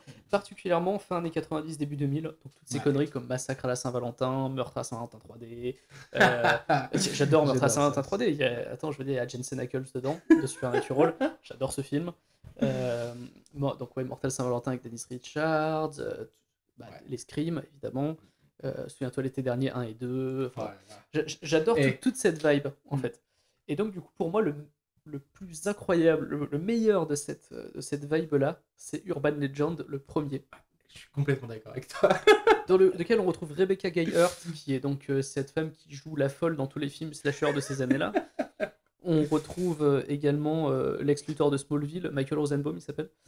On retrouve Jared Leto. Donc, non, mais on est sur un casting 5 étoiles. Ah mais parfait. Il y a même Le mec qui joue Freddy Exactement, Krueger, c'est ce que j'allais dire. qui Qui fait joue une le apparition. doyen, il joue le doyen de l'université ou quelque Il chose comme joue ça, le un professeur de légende urbaine. Ouais. Le professeur de légende urbaine, déjà. Titre le plus cool qui n'existe pas dans l'université française. Et, voilà. Et en fait, c'est un film qui revient sur mon autre passion, qui est les légendes urbaines. Et donc, du coup, à chaque fois, elles sont mises en scène de manière différente. Et c'est pour ça aussi que j'ai envie de faire des épisodes spéciaux dans ce podcast sur les légendes urbaines qui ont inspiré le film Urban Legend. Parce que je pense qu'il y a vraiment des histoires sympas à raconter. C'est des histoires qu'on a souvent déjà entendues au coin du feu, au camping. Vraiment le genre d'histoire qu'on racontait pour se faire peur quand on était ado. En fait, moi, regarder ce genre de film, ça me reconnecte à cette époque-là, en fait. Ouais. Il y a vraiment un côté nostalgique et à la fois jouissif des mises à mort. Et il y a toujours un côté assez marrant de retrouver des acteurs à leur début. Ouais, ça. Et puis j'allais dire aussi, c'est pas non plus dans le nanar. Non. C'est pas un bien rire réalisé. de nanar. C'est-à-dire qu'on peut rigoler devant ces films, on fait comme ça, tu vois, avec un rire un peu gras. Mais c'est pas du nanar. J'ai oublié Destination Finale aussi. Exactement. Ouais, putain. Destination Finale, c'est drôle. J'aurais pu le mettre dans les films qui m'ont fait le plus flipper. Ah ouais? Parce que le premier Destination Finale, je l'ai regardé, je devais avoir 10 ans. Allez, c'est pour ça. Et évidemment, aujourd'hui, Aujourd'hui, tu rigoles. Il y a un truc très fun. Mais je me souviens dans quel contexte je l'avais regardé. On pouvait voir. J'ai l'impression de redire que des trucs qu'on a déjà dit, mais c'est pas grave. Ce truc qui s'appelait Kiosque, qui était le premier service de vidéo à la demande dans les années 90. Un des premiers en France. Et il se trouvait que, je sais pas, mes parents devaient avoir CanalSat et vers les chaînes 250, tu devais avoir Kiosque ou un truc comme ça. Et avant d'acheter le film, avant que la chaîne. Il y a les bandes annonces. Ben, c'est pas les bandes annonces, c'est que tu pouvais voir entre 5 et 10 minutes d'extrait d'un film avant que l'écran devienne noir et que tu doives payer. Chouette système, parce que bon, bah voilà, tu peux voir un extrait de film avant de le payer. Et j'avais regardé 10 minutes de Destination Finale. Donc t'as vu la scène du début? J'ai vu... Non, c'était 10 minutes. En fait, le film était diffusé de toute façon. Ah, d'accord. Et suivant quel moment, c'est-à-dire que si tu te programmais bien toutes les séances, tu pouvais faire 10 minutes gratuites, 10 minutes gratuites, 10 minutes gratuites et voir le film, je pense. J'ai jamais essayé, mais je pense que ça devait être possible. Mais j'étais tombé sur 10 minutes d'une mort lente et horrible et j'avais eu très très peur. Bah, je comprends que quand t'es jeune... Parce qu'il est sorti au tout début des années 2000, non 2001, 2002, un truc comme ça. Bah ouais, c'est vieux, hein, le premier Destination Finale. Je devais avoir 10 ans. Et après, paradoxalement, tu vois, je préfère regarder les films slasher des années 90-2000 parce que je sais qu'ils me font pas peur. Il y a un côté un peu... Et il y a un côté vraiment fun, vraiment sympa. Ouais. Vraiment nostalgique que j'aime bien. Et paradoxalement, pas paradoxalement du tout d'ailleurs, je sais pas pourquoi je dis ça, mais j'avais commencé à regarder des slashers des années 80. Ouais. Qui sont plus flippants, hein, pour le coup. Hein. Putain, ouais, j'ai vu des trucs genre Happy Birthday to Me.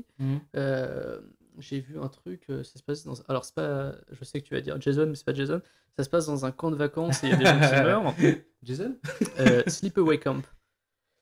Qui est un film. Mais je crois qu'il est des années 70 ou 80. Tu me l'avais... J'avais dû t'en parler parce que quand je l'ai vu, ça m'avait regardé, ouais. Le dernier plan de la dernière scène m'avait traumatisé. Et pourtant, je l'ai vu, j'avais 24 ans, je crois. Donc, c'est... Voilà.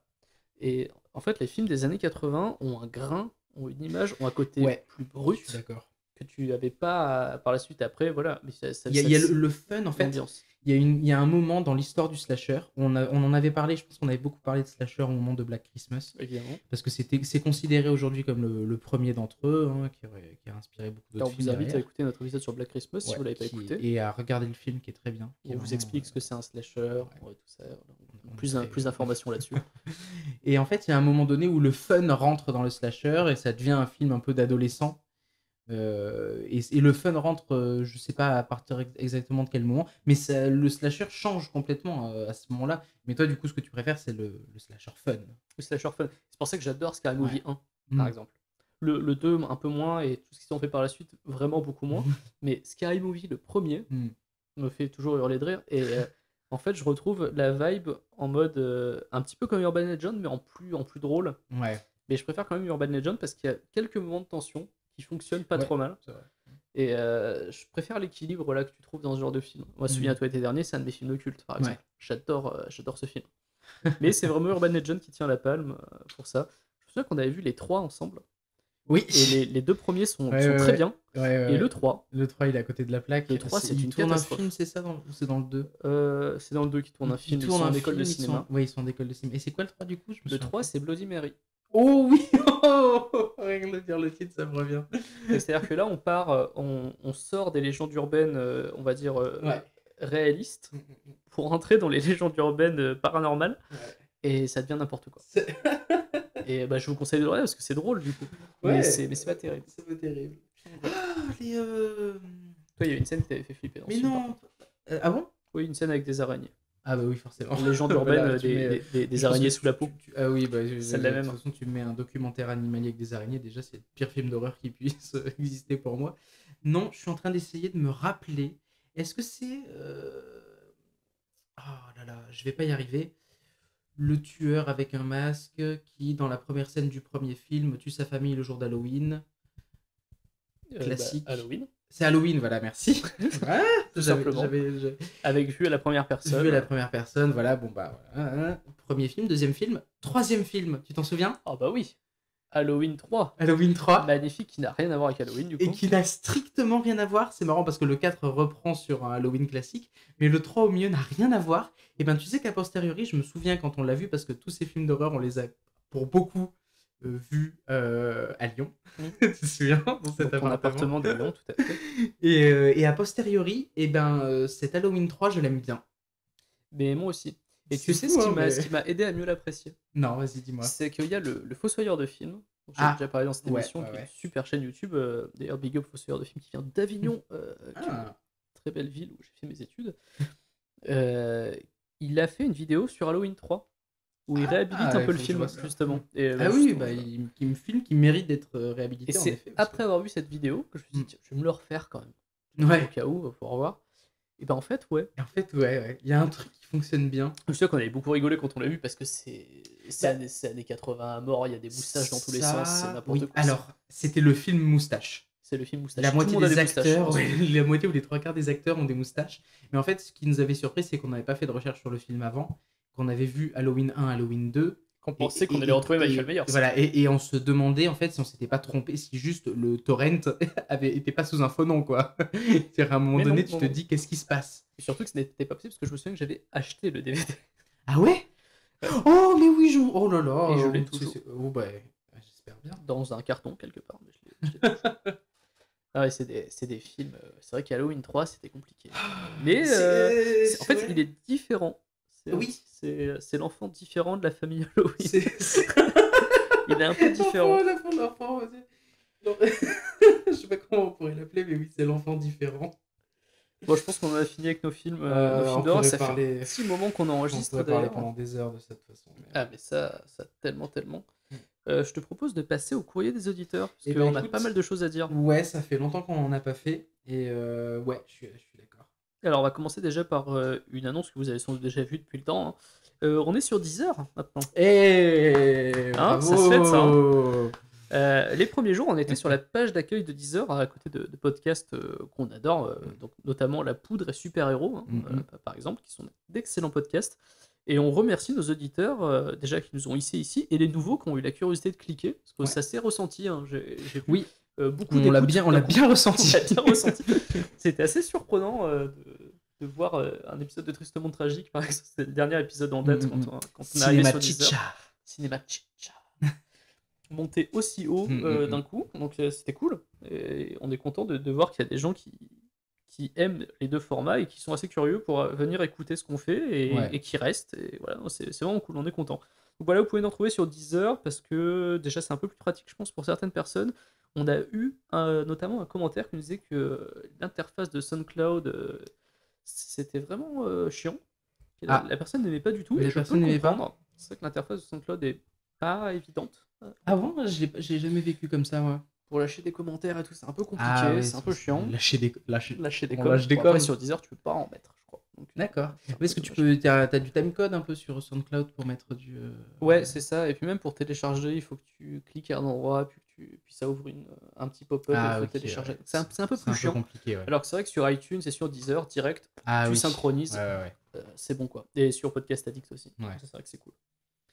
On a eu une légère critique à laquelle on c'est pas vrai. Si, mais j'avais déjà répondu, mais ne t'inquiète pas, c'est pas de la très grosse critique. Elle vient de Fatima qui nous dit qu'elle nous écoute le soir quand elle promène son chien et dans la rue et qu'elle adore quand on lui fait peur. Donc ça déjà c'était le point positif. Ah oui. Et puis je tiens à dire aussi aux gens, mais c'est à vos risques et périls d'écouter notre émission flippante le soir dans la rue en prenant votre chien. Parce que c'est très effrayant quand même. Ouais. Mais malheureusement pour elle, elle n'a pas eu peur, comme beaucoup d'autres auditeurs d'ailleurs, je pense, en écoutant notre épisode sur l'auberge rouge. Ah oui, qui était plus, qui avait plus quelque chose de comique et de local, territorial que de flippant. C'était un petit peu, bon, pas aussi marqué qu'aujourd'hui, mais un peu un épisode d'été. C'est vrai qu'on Ouais. était sur une fusion un petit peu entre Triste Monde Tragique et inspiré de faits réels. On se faisait des références aux deux comme ça. Mais alors après, on rappelle juste que si nous deux, on aime beaucoup l'horreur, les films d'horreur, le but de l'émission, c'est pas de toujours faire flipper non plus, hein. Mm. Nous, notre but, c'est surtout de raconter des histoires intéressantes et souvent un peu sombres, Ouais. effectivement, mais pas forcément de faire flipper tout le temps. Mais bon, rassurez-vous, il y a quand même d'autres histoires très, très flippantes qui vont arriver oui. prochainement, notamment à la rentrée. oui. Hein. On va revenir avec un épisode en septembre qui normalement devrait un peu faire flipper dans les chaumières, on va pas se mentir. Donc voilà, rassurez-vous, on a toujours des trucs flippants, mais ne vous étonnez pas si parfois certains épisodes sont juste intéressants et un peu moins flippants. Ouais. Parce que le but, c'est avant tout de faire découvrir des histoires qu'on ne connaît pas toujours. Ouais. Voilà, moi, c'est ça que je trouve intéressant là-dedans. C'est vraiment de Oui, faire c'est découvrir bien, des choses. c'est bien de nous laisser un commentaire comme ça aussi. Parce que... Déjà, ça nous aide à Ça- avancer, à voir ce qui fonctionne ou pas, ce qui attire les Exactement. gens, etc. Donc c'est bien. Continuez à laisser des commentaires, c'est très très sympa. On nous a également posé une question, c'est pourquoi la chaîne YouTube n'est pas mise à jour. Ah bah tiens, pourquoi Mathias ? Dis donc. Alors c'est ma faute, hein. Non, si. c'est pas ta faute. En fait, c'est vrai qu'il y a quelques mois, on nous avait dit si vous faisiez une chaîne YouTube pour avoir plus de visibilité. C'est vrai qu'il y a des gens qui sont surtout sur YouTube et qui écoutent. Alors, sais moi, que je t'avoue beaucoup que de je suis podcasts pas trop pour, parce que ça fragmente les vues déjà. Et donc, on veut de la SoundCloud money. On veut ça. Non, il n'y a absolument pas d'argent sur ce podcast. Non, il n'y a pas du tout d'argent. Mais je suis pas trop bon parce que pour savoir combien de vues, d'écoute a fait un podcast, il faudrait qu'on sorte notre calculette. Alors, Je je rigole. te rassure, ça change rien. Car du coup, je l'ai fait en mode tiens, je vais mettre le premier épisode sur Annabelle. En plus, j'en ai profité pour rendre le son un peu plus net. Parce que c'est vrai que le premier épisode, qualité sonore est pas ouf. Ouais, c'est les débuts, c'est ce qui fait les charmes du début. Donc, j'ai rendu le son plus clean. J'ai fait une petite vignette et je l'ai mis sur YouTube. C'est un peu chiant à faire parce que je précise à nos éditeurs, c'est vrai que quand on fait une vidéo YouTube, il faut forcément que ce soit une vidéo. Hein. Tu peux mettre un fichier son comme ça dessus. Il te met pas une image automatique. Donc voilà, donc il faut utiliser un logiciel de montage, ça met du temps à exporter, parce que nous on fait des podcasts qui font facile 1 heure des fois, donc là 42 minutes c'était un peu long à exporter, puis à uploader sur YouTube, et tout ça pour finalement 59 vues en 3 mois. Donc je me suis posé la question, est-ce qu'on a envie d'y consacrer plus de temps vu le peu de visibilité que ça a? Puis j'ai envie de dire, moi j'ai toujours un problème avec, alors c'est vraiment très personnel, hein, mais les trucs uniquement audio sur YouTube. Des fois je peux trouver ça pratique. Ça m'a permis de découvrir certains podcasts. Non mais je comprends complètement. Là, genre l'original de Thomas Hercouet, je l'ai découvert sur YouTube en premier. Mais tu vois, j'aime bien, il y a des podcasts qui sont vidéo et qui mettent la version audio sur iTunes ou sur SoundCloud. Et là, j'écoute l'audio quand je sais que je vais avoir du transport en commun ou des trucs comme ça. Mais sinon, après, chez moi, je mate la vidéo et c'est plaisant, tu vois. Mais je sais pas, avoir le YouTube lancé pour seulement un fichier audio, moi, je sais pas, j'ai l'impression de gâcher de la bande passante. En fait, c'est surtout parce que t'as pas mal de gens qui sont sur YouTube, c'est une grosse communauté. Non, mais oui, pour ça, en fait, à la base. comprends, Mais oui, effectivement, je pense que c'est une communauté différente qui attend peut-être pas forcément le format qu'on fait. C'est vrai qu'on a un format assez long, donc c'est compliqué à écouter sur YouTube.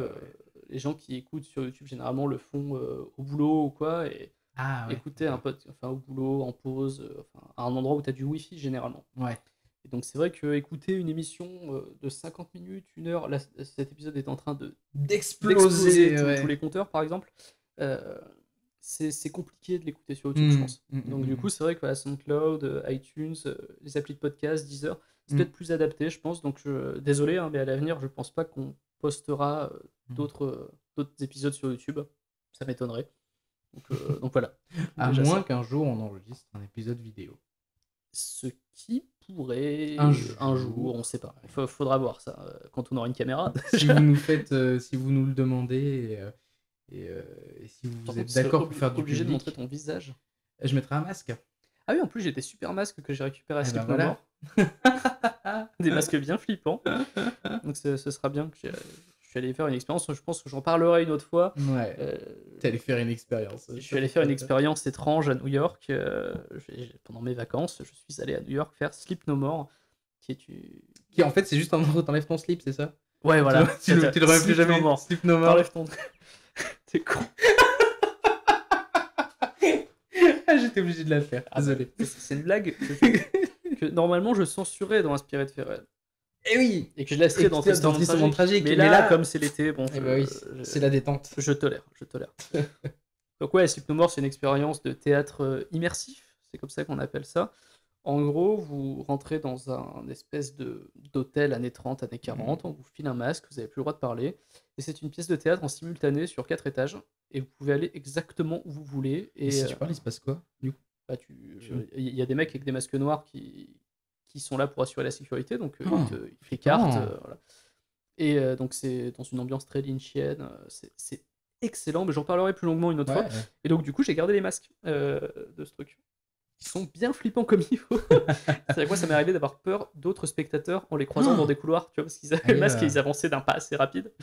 Et moi-même j'ai fait peur à beaucoup de gens parce que j'avançais les bras ballants assez rapidement. Donc du coup les gens ont dû avoir un peu peur. Et il y a des gens qui sont masque blanc avec des acteurs, qui sont des acteurs. Non, les acteurs sont à visage découvert et tu peux vraiment t'approcher à 2 cm de leur visage, ils sont imperturbables. Hein. Ah ouais. Ah ouais, c'est ouf, mais on en parlera plus longuement parce qu'il y a plein de trucs à dire sur Sleep No More. Et je pense que peut-être dans une autre émission, je sais pas dans quelle émission parce que ça ne dans aucune de nos émissions, mais on en parlera un jour, c'est obligé parce que c'est un truc de fou. Si vous allez à New York, faites-le. Si vous allez à New York, comme ça. Bah, en fait, pour moi, c'est un des trucs, quand tu vas à New York, c'est encore plus important de le faire que par exemple d'aller voir l'Empire State Building. Ah ouais, je suis d'accord. Tu le trouves que là-bas, c'est vraiment dingo et tu t'en souviens, mais pendant très longtemps, je pense. Ouais. Est-ce que j'avais un autre commentaire? Oui, commentaire très sympa cette fois. Ouais, un documentaire, mais oui. Un commentaire très sympa. Un certain Crab sur SoundCloud. Une des rares personnes qui laissent des commentaires sur SoundCloud. Crab, c'est Monsieur Crab. Monsieur Crab. On peut l'appeler Monsieur Crab, je pense. Il fait des pâtés de crabe à Bikini Bottom, c'est lui. Exactement. On l'a enfin. C'est lui. Ne sois pas méchant avec nos auditeurs. Ah bah c'est certainement pas méchant. Monsieur Krabs. Krabs. Ah non, il est gentil lui. Bah, évidemment. C'est le poulpe qui est pas très sympa dans Carlo. Ouais. Carlo. Bref, donc Monsieur Krabs qui nous dit que nos podcasts sont, je cite, des berlingots de bonheur à écouter. Ça nous fait plaisir, dis donc. Ça, c'est vraiment très très gentil. Ça nous va droit au cœur. C'est pour ce genre de commentaires qu'on fait l'émission, hein, clairement. C'est parce qu'on aime bien se sentir flatté. Globalement. On adore ça. On fait ça que pour ça. Bah, des fois, de gagner de l'argent. C'est horrible.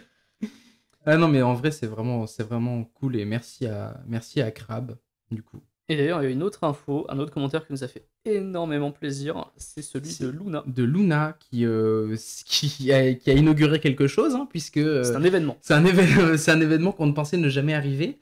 Elle préfère Tristement Tragique, donc Luna, une auditrice, préfère Tristement Tragique à Inspiré de faits réels.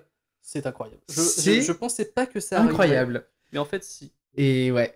Pour rappel, hein, donc Tristement Tragique, c'est notre émission un peu cours de récré où on raconte des histoires insolites en rigolant. Contrairement, là vous tombez sur le mauvais épisode, mais généralement dans Inspiré de Ferrel, on rigole pas trop. On est plus sérieux, on rigole un peu en discussion, mais on parle de cinéma quoi. De cinéma, on parle de choses sérieuses. Voilà. Dans Tristement Tragique, on parle ceci n'est que sérieux. On parle de gens tout nus qui broutent de l'herbe, qui s'enduisent d'huile d'olive. C'est le genre d'histoire que vous pouvez entendre dans Tristement Tragique. Et du coup, voilà. Bah, ça nous touche énormément. Ça nous touche beaucoup. Je suis content, surtout par rapport à ce qu'elle a dit dans le commentaire. Elle disait qu'elle écoute d'autres podcasts, hein, donc, notamment Riviera Détente. Alors nous, on adore Riviera Détente. Je crois que tous les deux, c'est notre podcast préféré actuellement. Le podcast qui m'a fait écouter des podcasts et qui reste... Henri Michel dans nos cœurs, toujours là. Elle nous a dit qu'elle nous préférait à Riviera Détente. J'étais choqué. Parce que même nous, je pense qu'on ne se préfère pas à Riviera Détente. Non, c'est-à-dire que je préfère largement écouter Riviera Détente que nous écoutons. Exactement. Et notamment Spoiler Arrière, parce que d'ailleurs, je conseille aux auditeurs d'écouter l'autre podcast d'Henri Michel, Spoiler Arrière, où en ce moment, ils sont en train de débriefer le tome 153 de SAS. Pourquoi 153 chapitre par chapitre, mais ils en ont pris un au hasard. Ah, d'accord. Parce que tu sais que des SAS, il y en a énormément. Bah donc ouais, SAS, c'est c'est ces sûr, romans ouais. d'espionnage et de cul pour ton tonton raciste. Ah En bon, gros, à ce point-là? Je c'est sais bah, pas, j'en ai c'est- jamais c'est lu. écrit par Gérard de Villiers. Et cette histoire d'espionnage et de mecs qui se tapent des go en Colombie, en Ah oui, Argentine, en d'accord, ok. Israël, tout ça. Voilà. C'est OSS 117, mais sans l'humour. Ça... Merde. Voilà. Et eux débriefent ça avec énormément d'humour. C'est vachement cool à écouter. Vraiment, des émissions les plus coolos de l'été. Ouais. Voilà. D'ailleurs. Donc voilà, je suis en train de regarder la liste de notre courrier des auditeurs. On a. Ah oui, mais si, nous avons une grande annonce à faire. Ah oui. Et je te laisse la faire, Charles. C'est toi qui fais l'annonce. Grande annonce qui va changer beaucoup de choses, c'est que d'ici la fin de la semaine, je n'habite plus à Paris. Charles s'en va. C'est pas c'est le retour. C'est un retour. C'est un retour, puisque je retourne habiter à Lyon après 4 ans et demi de vie parisienne. Je retourne dans les contrées lyonnaises, manger du boudin aux pommes, Manger des quenelles. manger des quenelles. Manger du pâté. Et Manger la gastronomie lyonnaise. la voilà, rosette. que j'aime tant. Et du coup, ça va être un petit peu différent pour enregistrer, sans doute. C'est-à-dire que je ne sais pas encore à quelle fréquence pour le travail, je vais sans doute repasser à Paris, évidemment, mais ce ne sera pas forcément choisi. Et du coup, il y a peut-être des choses qui vont changer, mais c'est pas encore sûr. Alors, on préfère vous rassurer tout de suite. Ouais. L'émission va bien continuer. Ça va continuer. Et quand on dit l'émission, on parle bien des deux émissions, deux émissions, Tristement tragique et inspirées de faits réels, et éventuellement leurs épisodes hors Voilà. série, bonus, voilà, comme on avait promis de le faire depuis presque un an sur Urban Sinon, on est Legend, dans par exemple. l'attente la plus totale. Voilà, donc Mm. ça, rassurez-vous, ça va continuer. Ouais. La seule différence, ça va peut-être être sur l'audio, parce qu'on ne sait pas encore On ne sait exactement pas comment encore si ça on va va se faire passer. ça par Skype, par exemple. Voilà. Est-ce qu'on peut que faire Skype ça par fonctionnera? Est-ce que actuellement nous enregistrons, on va faire une petite parenthèse setup, Skype on enregistre sur des vieux micros Matos. Shure, sur un matos qui date sans doute des années 90, début 2000, un vieux truc, mais qui fait un son pas trop dégueu, Ouais. vous pouvez l'entendre, ça va à peu près, ça grésille de temps en temps, ça fait des petits tch de temps en Ça temps, crête un petit peu quand je rigole Voilà. fort, mais bon, ça va. mais globalement ça passe, et donc on va sans doute devoir, pour pouvoir enregistrer à distance, changer de matériel. Ça va nous coûter un petit peu d'argent, mais Oui, ça va. c'est notre passion, on ne vous demandera pas d'argent pour ça, Eh, on évidemment. n'a pas le même maillot, mais hein. Hein, tout à fait. Donc voilà, on ne sait pas encore à quoi va ressembler la qualité audio des futurs épisodes, on espère qu'elle sera au maximum, en tout cas on fera tout pour. Ouais, on fera tout pour, évidemment. Mais bon, normalement on va enregistrer avec des micros de youtubeurs, donc normalement ça devrait aller, On va les appeler comme ça, des parce que j'ai micros pas de l'impression que le youtubeurs. son soit dégueu sur YouTube, donc normalement on C'est- devrait, Non, avoir un son pas trop ouais. mal. Ce qui me fait peur, c'est plus Skype. Le logiciel Skype. Sur la compression, Sur la de compression, nos voix, ouais, ça, ouais. ouais. Parce qu'à la limite, les micros, ouais, on va mettre du micro USB, des trucs comme ça, mais c'est plus le logiciel. Mais bon, tu m'as dit qu'il y avait d'autres podcasts qui le Oui, faisaient et que il y ça a marchait très notamment bien. After Eight, je crois Ouais. qu'ils enregistrent comme ça, puisqu'il y en a un qui est à Paris et l'autre à Los Angeles, donc c'est compliqué. Ah oui. Donc je crois qu'ils enregistrent par Skype, donc a priori pour eux ça se passe pas trop mal. Donc il faudra voir pour nous si ça fonctionne. Donc voilà, rassurez-vous, on Et continue. Tu sais ce qui va se passer? Il va y avoir la fameuse latence de quand il y a un duplex un peu trop loin, tu vas me poser une question et je vais faire oui, je vous entends. Oui, tout à Mathias. Oui, je Euh. vous entends. Il va y avoir la latence de 3 secondes dans nos Ça va faire discussions. bizarre quand on va raconter des histoires flippantes. Hein. Oui, effectivement, c'est très effrayant. C'est très... Oh là là. Donc voilà, Voilà. c'était juste l'annonce qu'on voulait vous faire. À titre personnel, je suis extrêmement triste que Charles quitte les contrées parisiennes pour retourner dans sa chère province de Lyon.